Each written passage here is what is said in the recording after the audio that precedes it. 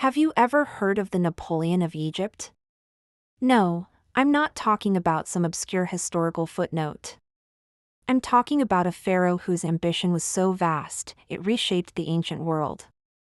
This is the story of Thutmose III, a ruler whose reign, from 1458 to 1425 BC, was forged in the fire of delayed vengeance and relentless conquest.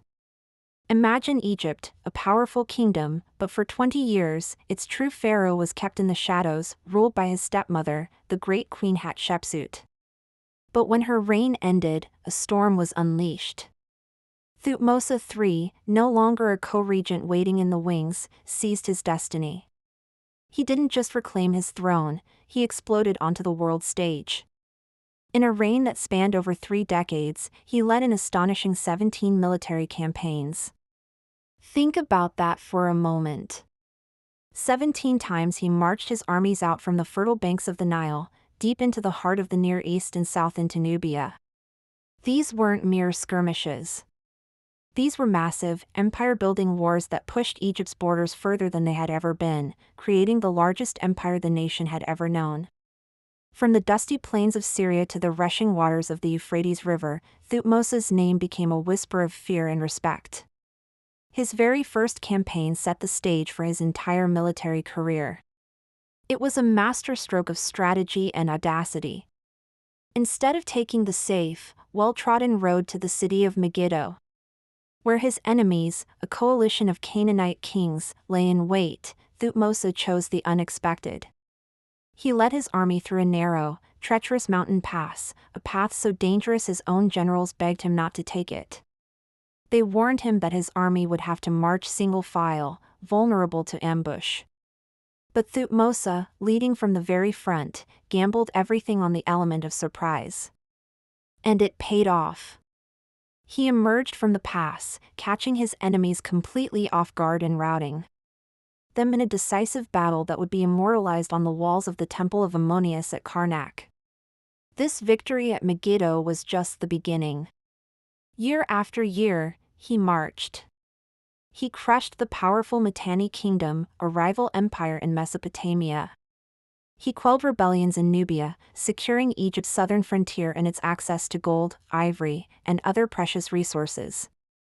With each victory, incredible wealth flowed back to Egypt. Plunder from conquered cities, tribute from vassal states, and control over vital trade routes turned Egypt into the undisputed superpower of its time. This wealth funded some of the most magnificent construction projects in Egyptian history. Thutmose added extensively to the Karnak temple complex, erecting new pylons, halls, and obelisks that still stand today, testaments to his power and devotion to the god Ammonius Ra. But what drove this pharaoh? Was it just a thirst for power and glory? Some historians believe his motivations were far more personal. After spending 2 decades in the shadow of Hatshepsut, there was a systematic effort to erase her from history. Her statues were toppled, her cartouches were chiseled off monuments, and her name was removed from official king lists. Was this Thutmose's final, bitter act of revenge against the woman who held the throne that he believed was rightfully his? Did the frustration of his youth fuel the campaigns of his manhood? This theory of a Thutmoside damnation suggests a deeply personal vendetta, a story of ambition suppressed and then violently unleashed. However, a closer look complicates this simple narrative of revenge. Many of the defacements of Hatshepsut's monuments occurred very late in Thutmose's reign, perhaps even after his death. This suggests the erasure wasn't a passionate, immediate act of rage, but a calculated political move. Perhaps it was about solidifying the succession for his own son, Amenhotep II, ensuring a clear, unbroken line of male inheritance and erasing the precedent of a woman ruling as pharaoh. The truth is likely a complex mixture of personal feelings and cold political strategy.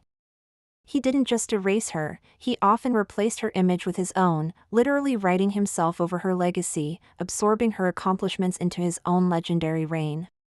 Beyond the battlefield, Thutmose III was also a sophisticated administrator. You can't manage an empire of that size through force alone. He established a system of governance, leaving local rulers in place as long as they swore allegiance and paid their yearly tribute. To ensure their loyalty, he often took their sons and heirs back to Egypt. It was a clever strategy. These foreign princes were raised and educated at the Egyptian court, becoming more Egyptian than Canaanite or Syrian. They learned the language, the customs, and the power of the pharaoh. When they eventually returned home to rule, their loyalty was, in theory, already secured. It was a form of cultural assimilation that helped maintain stability across his vast and diverse empire for decades. His legacy is written in stone all across Egypt. The Annals of Thutmose III at Karnak provide one of the most detailed accounts of military campaigns from the ancient world. We can read about the strategies, the troop movements, and the lists of booty captured from his enemies.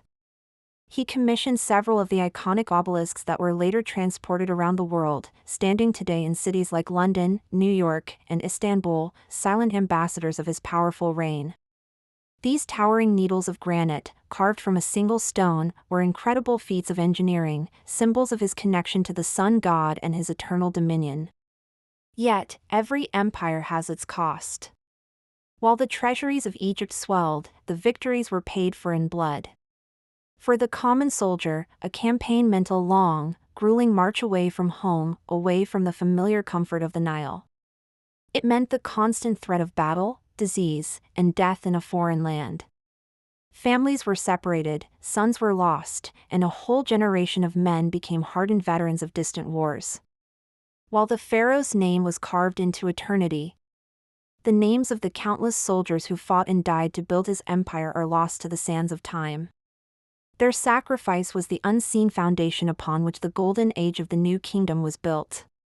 As Thutmose III's long reign came to an end around 1425 BC, he left behind an Egypt that was more powerful, more wealthy, and more influential than ever before. He had transformed a kingdom into a true empire, a military and economic behemoth that dominated the ancient Near East. He passed on a stable and secure throne to his son, Amenhotep II, who inherited this vast dominion. The Napoleon of Egypt had not only conquered lands, he had set a new standard for what it meant to be pharaoh. He was the ultimate warrior king, a strategic genius, a prolific builder, and a complex man whose motivations are still debated by historians today. His shadow looms large over the 18th dynasty, a period of unparalleled Egyptian power that he, more than any other single ruler, helped to create. So the next time you see an obelisk or a picture of the grand temples at Karnak, remember the story of Thutmose III. The pharaoh who waited in the shadows, and then emerged to conquer the world. His story is a powerful reminder of how personal ambition, political strategy, and military might can converge to change the course of history forever. What do you think was his primary motivation? Vengeance, duty, or pure ambition? Let me know your thoughts in the comments below. Thanks for watching. And if you enjoyed this journey into ancient Egypt, make sure to subscribe for more.